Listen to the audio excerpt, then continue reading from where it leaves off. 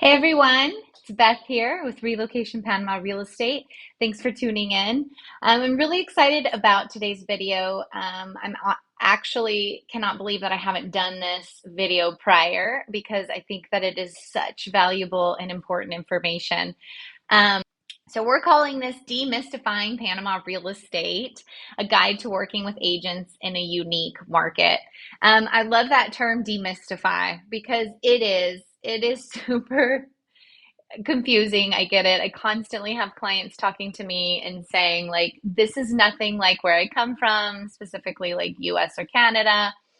Um, and it's a unique market in general, but it's also a unique approach to navigating and finding agents, and finding homes. So, coming from someone who has worked in the industry for over a decade, my goal is that this video guides you and helps you have a very successful experience with both your agent and your home search. Okay? So, what really inspired this video is there is a very expensive guidebook that is sold by a very popular relocation tour company. I will not mention any names, but one of our clients shared with me a portion of the book where they talk about real estate. I just don't like it's not very good advice coming from the agent side. So I kind of want to run through what they suggest, what they advise, and kind of point by point, kind of guide you and tell you whether it's true, whether it's false. So we're going to allow that excerpt to kind of be our guide for this video. Okay. They claim that renting in Panama is different. That is accurate. Absolutely 100%. Renting or buying in Panama is very different. We do not have a central database. Now, I hear people all the time say that there is no MLS in Panama. That is not true. There is an MLS. It was founded in 1973 by ACO Beer. We are members of it. Most real estate professionals nowadays, ACO Beer has, I don't know how many, but I know it's like over 5,000, maybe 5,500, maybe by now close to 6,000 members of licensed brokers throughout Panama. Their website is mlsacobir.com. Go there, check it out. It exists. The only thing is it's not standard, right? So there are agents throughout the country that do not use it. So it is an incredible resource, one that we use when searching for our clients. It also allows us to network with other professionals in the industry.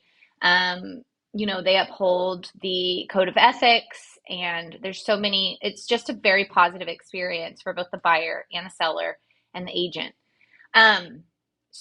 But that's not the only place to source properties. There's a lot of independent agents throughout the country. In this guide, they say that a lot of agents don't have an office. That is true. That is true. There are a lot of independent agents that operate out of their home. A lot of them don't even have websites, and they just share their listings over WhatsApp most of the time. We have an office. We're an example of there are a variety of real estate firms in every location, whether it's the city, whether it's the Coronado area where we are, or Boquete. There are real estate offices with agents. Now, I'm not saying that only real estate offices with agents do a good job. I collaborate with a ton of independent agents who are excellent, very diligent, and a pleasure to work with. They say you can't just walk into a real estate office and ask to see properties in the area. That is false. Like I said, you're not going to have access to every single agent, and we're coming to that point. I don't recommend that you connect with every single agent. More on that later.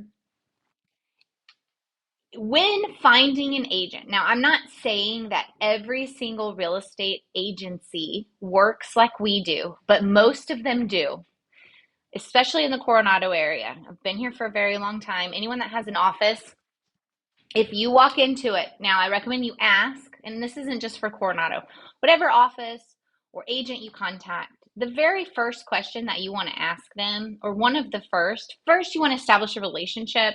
You want to see the energy between you two because it's a very important relationship. If you are going to rent long term or purchase housing, we all know housing is very necessary.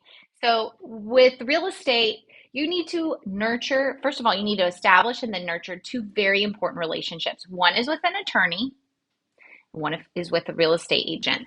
And if you're successful in establishing that relationship, that agent will be super loyal to you. They'll be very diligent in both your home search, but then also if you decide to sell or rent or purchase an investment in the future, you have a go-to person. Same thing with an attorney. You need an attorney to help you through the immigration process, getting your residency. You also need an attorney. We don't have title companies. We use attorneys. You need an attorney to work with your broker during the real estate purchase process. You need an attorney if you're going to buy a corporation to hold your assets because you have to have a resident agent on your corporation. If you have any legal matters, obviously anything could come up. You need to have an established relationship with an attorney that knows you and can assist. So you're interviewing. You contact, now in this guide, I will agree, they say you need to talk to lots of people. I agree. Seek a referral. You know, if you're established on any social media groups or any WhatsApp groups, or you have friends that already live in the area or family, like ask them, who did you work with? What was your experience like? Real estate is a referral business. So I agree to that on that point. Talk to people that you trust and ask. Now, obviously, if you put a generic request on Facebook with in a group that has 20,000 members, you're going to get 5,000 comments. So I don't know. If you want to navigate it that way, that's up to you. I find social media full of opinions and not full of a lot of true advice that's worthy of following. It's just my opinion. Okay, so going back, whether you're referred to someone or whether you are looking for the Coronado area and like you like my videos and you want to hang out with me and you want me to be your person, or you are going to Boquete or Panama City, or whatever way you find, whenever you get in contact, maybe interview 3 agents. Just ask them. Ask them how they work. How do you perform house searches, property searches? What does house hunting look like with you? Just ask them. Now, majority are going to say that they operate. So remember, we're going back to this book claims that you can't walk into a real estate office and ask to see properties in town. That's false. Ask first. Because yes, in some cases, yes, there are agents that push their own properties. Yes, their own inventory because they don't want to split commission. But majority of agencies and agents, if they were referred and if they have a good reputation and if you go online and they have good reviews, then most likely they work the same way we do, which is they are part of a network of agents that they connect with and send your search criteria to all the agents, right? So that is where the value of working with an agent comes. There's a lot of value and there's many different reasons why a real estate agent is super helpful, especially navigating a foreign country or such a unique market such as Panama. And one of those pluses is because of our networks. So instead of you following this guidebook advice and going online and asking and doing your research to find every single agent that exists within the area you're interested in, and then proceeding to contact every said agent, y'all, that is a nightmare. Like, I can't even imagine. I'm all about efficiency, streamlining, make it easy. I like easy, and who doesn't? Life is complicated enough. One point of contact. You find your person. You find your person who you vibe with, you like their energy, you trust them. They were referred. They are reputable. They have good reviews online. Stick with them, question them. Make sure that they tell you, yes, I'm very well connected with a lot of local agents and networks. Because what's going to happen is they're going to save you a ton of chaos and they're going to do the work for you. So you tell them you're going to have a consultation with them and you're going to say, okay, I'm looking for a 3-bedroom, 3-bathroom with a pool. I want to be within 5 minutes of the beach, whatever your search criteria is. This is my budget. Give them complete information. The more information you share, the better we're able to do our job. I know people don't like to talk about budget. Budget is important. I need to know if I'm going to show you a $300,000 home or a $1.5 million home. There's a lot of properties for sale. There's a lot of properties for rent. It's all over the place. There's a lot of different communities. You need to be transparent and you need to give your agent as what your lifestyle is like. And a good agent will ask the right questions and get it out of you. And they'll also actively listen to what you're telling them. So in turn, when they are doing those searches, they can provide you options that are worth seeing. Because again, time, currency, life is short. Make it easy. Okay, so that's not true. So find an agent that works with all the other agents.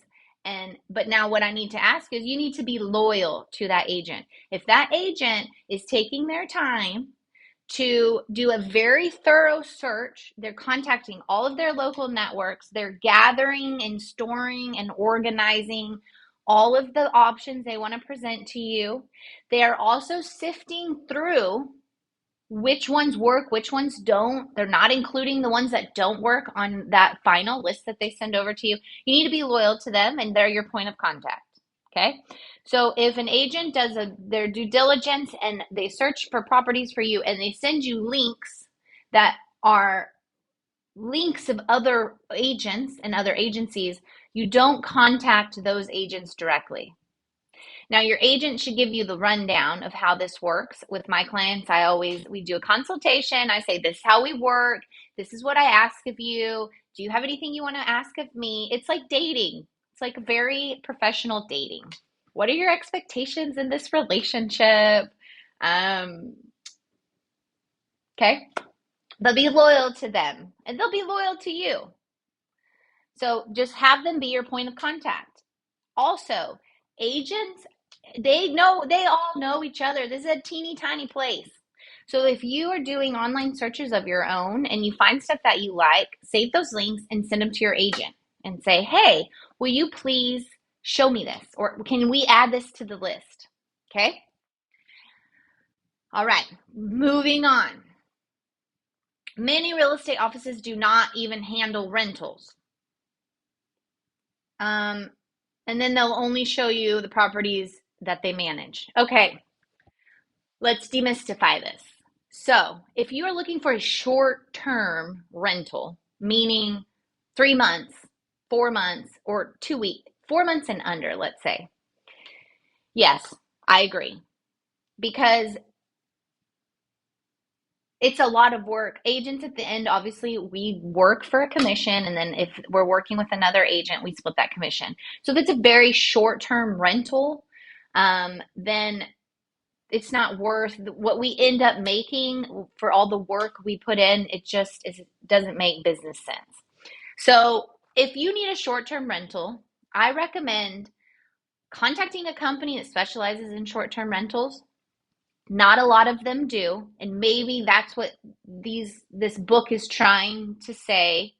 Not everyone does short-term rentals. A lot of companies do long-term rentals or sales. Okay. My business model is super unique in that we are full service. We do property management, short-term, long-term, and sales. That is not a common platform. That's not a common business model. So, but also, if you're coming for your first exploratory trip, book a place on Airbnb.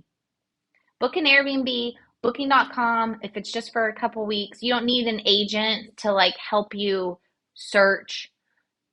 and navigate. And most likely, if you send an email to an agent to ask you to help you for very, very short-term rental, you're not going to, hopefully they'll respond out of professionalism, but they're not going to really want to help. So get yourself settled for your short terms, okay? Or yes, let's follow that advice in this book that they'll only show you the properties they manage if it's a short term. If you are looking for a long-term rental, so long-term in Panama is 6 months and over, then your agent, again, we are assuming that you've followed the previous steps and you have confirmed that your agent does tap into a local network and search for all available options and not showing you their own inventory. Then they will, again, find all the available options within your search criteria, send you a list, organize the viewings, and then help you through the negotiation phase. It's such a valuable relationship, I promise.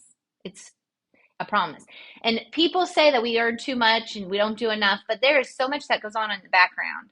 And we protect you, and this small town vibes. This is like a soap opera. So we know what managers, property managers are no way Jose. We know what owners are a little cuckoo that you probably don't want to rent from. We know which landlords are a nightmare, which landlords are a pleasure to deal with. We know what developments are in trouble. We know which ones have sewage problems. We know which ones smell like a pig farm. We know which pools have issues and are constantly being under construction or under maintenance. I mean, the list goes on and on. So when you choose to work with one agent, you are getting so much that you're not even aware of. I promise. I promise. Okay, moving on. Oh, so then they say if you're lucky, they might have one property that you need. Okay, well, maybe. But again, that's irrelevant because you have found an agent that has tapped into the local market and provided you with a variety of options. And at this point, it's irrelevant whether they manage it or not because you're getting access to it. It's an option. You're viewing it and you're having the opportunity to move forward should you choose to do so. So then you'll need to go to every single real estate office and contact every single agent. Y'all, going back. Okay. That is crazy. That is crazy advice. Okay. I wouldn't even do that as a broker. I have an entire list of all the local agents. Do you know how long it would take me to contact every single one on that list? And then once they start sending me options, which a lot of people, again, not everybody has websites with links, so they don't just send you a little pretty link that's easy to organize. They're going to send you 23 photos and then the specs on the property, and then your phone is going to blow up and you're not even going to know which way is up. And then you're going to somehow have to organize and document which ones you like, which ones you want to see. And then you've now contacted 40 people, and a lot of agents represent the same property. And this is where it starts to get complicated. So then the same age, or let's say 4 agents share the same property with you. Then what happens? Maybe you forget or you're confused because you've contacted so many agents and you've seen so many properties. So then you accidentally scheduled to view the same property with the same agent. Y'all, that ain't going to go down well, and you are not going to be liked. So I also want to let you know that those same agent groups, which are such an incredible tool for both the agent and the buyer or the renter, for the client, streamlining it. Also, we are well connected. So when you come here, this is the main reason why that is terrible advice, because you're going to be blacklisted by the agent community. They're going to blacklist you and nobody is going to help you. And you'll find a place, but eventually it will be such a stressful process, and you'll probably end up working with a direct landlord, which can be a beautiful experience, but it can also be an absolute nightmare because that landlord isn't a property manager. They are actually a landlord and they have emotional ties to that property, right? So the interactions and the expectations can be a bit different than when you're working with a property manager. So again, if you take this advice and you contact every single agent, because again, we're sharing your search criteria on those chat groups. So then what happens is another agent says, that's strange. I got that same criteria recently, a couple days ago. Will you please share the client name? So we share the client name. And then, y'all, guess what? It's a snowball effect. So then 10 other agents chime in and say, oh, that person contacted me too. Oh, I showed that person 3 properties. Oh, I showed that person. And then guess what happens? You're blacklisted because the agents are saying, no, they're not faithful. They're not loyal. They're contacting la-di-da-di damn everybody and not worth my time. Moving on. So that agent is going to exert their time and energy into the clients on their list that are being faithful, have agreed to be one point of contact so that their efforts are fruitful. Okay? So I hope this is helpful. I hope we demystified the process, Panama real estate. I know I've talked a lot, but it is a lot. It's a lot of information, and um, so, and I don't want to throw anybody under the bus, and this isn't to attack anybody. It's just this is information that is published and shared with a massive amount of people, and it's not proper guidance. It's going to get you in trouble with the agent community. So again, recap real quick, either through a referral or an online search of a company that has really good reviews. Find an agent, find a couple in your area, okay? Ask them for a quick chat. If you're in the area, you can go in and I always invite people to come in and have a coffee with me. Let's get to know each other. Let's see if we're a good fit. Because remember, it goes both ways too. So like if the agent doesn't feel comfortable, they're not going to move forward either. So that's the first step. Have a consultation, whether it's on Zoom or a phone call or an in-person over a coffee. Because you're going to hang out with each other. You're going to be a part of each other's lives for a while. So you might as well work with someone that you like. That's your first step. Once you found your person, and remember, you're asking them, how do you work? How do you navigate home searches? You want to make sure that they're very well connected and they're going to tap in and contact every other agent so you don't have to. Okay. And then you move forward with your home search. And hopefully you have an incredible experience and you've passed it to a professional who has experience and knows how to navigate this difficult market, right? We contact FSBOs. I mean, there's a million ways. Like I said, there's a ton of property. You're doing yourself an injustice if you're just searching online. Because again, there is no central database. It is not all in one place. Okay? So connect with an agent that's well connected, and they will be your saving grace. And they will show you things you would never find on your own. And with the end goal of finding you the perfect home. Like, what a beautiful story. That's the goal. And hopefully you'll enjoy each other's company along the way and you'll establish a relationship with someone that can help you for years and years to come with all of your real estate needs. So if you made it this long, amazing. Thanks for sticking in. Thanks for staying with me. I hope this was valuable for you. If you are looking to relocate or begin a home search in the Coronado area, my team and I would love to be your person. Feel free to contact me. You can ask me, interview me, use the same advice that I just gave you on myself.